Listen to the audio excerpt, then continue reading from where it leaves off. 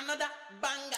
Make a come, make a come, come, come, make a come, make a come, fatty come, come, come, your body kakara, make a come, come, on the man, get it. Hi guys, and welcome back to my channel. Thank you so much for tuning in. I'm so pleased that you're here with me. So today I'm going to be dispelling a number of myths about working in the construction industry. Right, so we'll start off with working in the construction industry isn't just for men, it isn't just for white people, and it isn't about just working outside. So I'm going to touch on a couple of those points and really just share my experiences and some of my views. Working in the construction industry isn't just for men. There are a number of women in the construction industry who actually, some work on site, literally painting and decorating. Then you have architects, construction, building surveyors. Then you have project managers like myself, which is exactly what I do. And then you have surveyors, clients. I mean, the ball is endless. Engineers, to even name a few. So working in construction isn't about just a male industry. Yes, it is male dominated, but I definitely feel that is changing. I mean, we're in 2022. And there are loads of female colleagues that I have that I'm friends with who are managers, leaders, team leaders, project managers, project directors, surveyors, architects. I mean, the list is endless, but that's just to name a few. So another myth that is typically heard about is, oh my gosh, you just like working outside. That's all. Construction, just like working outside. Actually, for me personally, I actually like the option of being able to work in the office and then go outside sometimes. Like, I'm not that kind of person that is stuck to a desk. You wouldn't find me like in a job doing well as being stuck to a desk. It's just not me. So no, construction isn't always about just working outside only and being on the field all the time. There are elements, obviously, where you will need to go and see what you're actually building. But I think that's a good way to get out of the office, take a break, have some fresh air, and actually meet some new people on a project. So no, it's not just about working outside. It's so funny because when I started in the industry and I used to tell friends and people that I'd meet that, oh, I work in construction as a project manager. They're like, oh, so what? Are you a builder? I was thinking, no, I'm not a builder. What are you talking about? And they were like, oh no, like, so what, like a bricklayer? Like, and I'll be like, no, I don't actually go out there and put the brick, then put the mortar, then put another brick. No.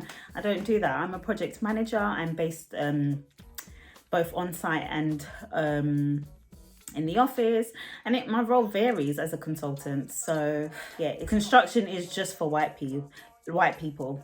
Well, let's be honest, we work and live in the UK, which is a predominantly white country. That's absolutely normal. The same way if I was working in China, I would be working predominantly with Chinese people. So, I mean, that also depends where you live, but construction is not solely focused on a particular race or religion. It is open for everyone. So what I would say is, yes, I would say that it's heavily dominated with white people, but there are so many other races in there. I mean, I'm in there and I've been in there for over 10 years. I have a number of colleagues, a number of partners, a number of people that actually are in the industry. I know so many black men and women that are doing very well and flourishing in the industry as directors, members of the RICS, the RICS, Royal Institute of Chartered Surveyors. So there's so many of us, RIBA for architects. There's so many of us that are black, Asian, Chinese, Hispanic, you name it. It's not just white people, but you do have a lot of white people in the industry, which is obviously changing, especially with things happening. So as we all know, in 2020, with the death of George Floyd, a lot of people came, a lot of companies, a lot of companies were really using the diversity and inclusion policies to really push black people at the forefront of the business. So that is a positive, and it's a shame it had to come at the end of someone losing their life. but it is positive that people are, you know, dispelling the myths that actually it's only construction people, only white people that live only white, sorry, yeah, I'm thinking about houses, I've been on Rightmove, guys, sorry, but it's only white people that work in construction. No, that is not actually true, and that's not always the case. Working in construction is just about trades. No, it is not just about trades. You know what's so funny? People will message me and be like, oh, Dami, do you know a plumber that I could use? I do, let's be honest. A lot of the times I have a lot of these connections just because of the industry. The same way if I was an artist, a music artist, I might know a producer, I might know studios where we could record, I might know fellow other artists, so I get it. So I understand why those questions seem to be common. But back to the point is not, construction is not just about trades. Construction really, if you think about it, is about real estate. It's about real estate and assets within the within the world, country, wherever it is that you live in. So no, construction is not just about trades like painting and decorating and plumbing and bricklayers and plasterers. No, it's not just about that. Yes, construction has that element about trades, but there are so many things that you can get involved in: procurement, logistics, equipment. There's just so much things that are involved in construction and are not just limited to painting and decorating, electricians and plumbing. Although, let me just tell you, there are so many women out there doing their thing as plumbers, as decorators. So I give it to you girls. Keep going, do your thing, okay? And the next one's construction. In construction, you have to be a bitch. No, I really don't think you have to. I think a lot of the times, in my experience, I found that when I've actually been a bitch or tried to be perceived like that, it's actually worked against me, because I think one of the things is that a lot of men who I also work with and fellow female colleagues, it's just like, well, you don't have to be a bitch. You could actually ask nicely for things to be done and be organized and ensure that these things are done and make them happen. So no, I definitely don't think you have to be a bitch in construction to get ahead, although I know you have to be assertive and be firm. So I'm reading this really good book called Lean In by Sheryl Sandberg. Oh my gosh, ladies, if you're watching, trust me, that is definitely a book you want to read, because it teaches you so many things about the times when you become a mother, as a wife with 1, 2, 3, 4 kids, and having to manage it. Obviously she was quite financially stable to have extra care, and I know a lot of people don't have that, but you know, it's all about leaning in. That's the name of the book, and allowing you to really just go in for the big stuff and for the jugular. You know, go in for the jugular. I think that's the terminology. I have to double check. But yeah, so just to round up this video, there are so many myths about construction, especially about women in construction, and you have to be a certain class or certain age or know people in the industry. You don't. So what I'm going to do before I finish off this video is tell you how I actually got into construction and different ways people get into construction. So I'll start off with me. So I went into university and studied a RICS accredited degree, RICS, Royal Institute of Chartered Surveyors degree at Aston University in Birmingham, which was a brilliant course. I learned so much about construction and just really the theory and the logic. Some of the modules I remember was things like contract law, contract administration, design and technology, amongst many other things. So yes, that is how I started. So I then moved over and actually started in a construction contractor based role. So as a site manager on site, which you have loads of women doing this role as well. I was based on site. For me, that didn't work too well, because I found that actually waking up like being on site around 7 in the morning, 6:30 in the morning didn't quite suit well for me. In the winter, being cold during the winter months, it just wasn't great for me.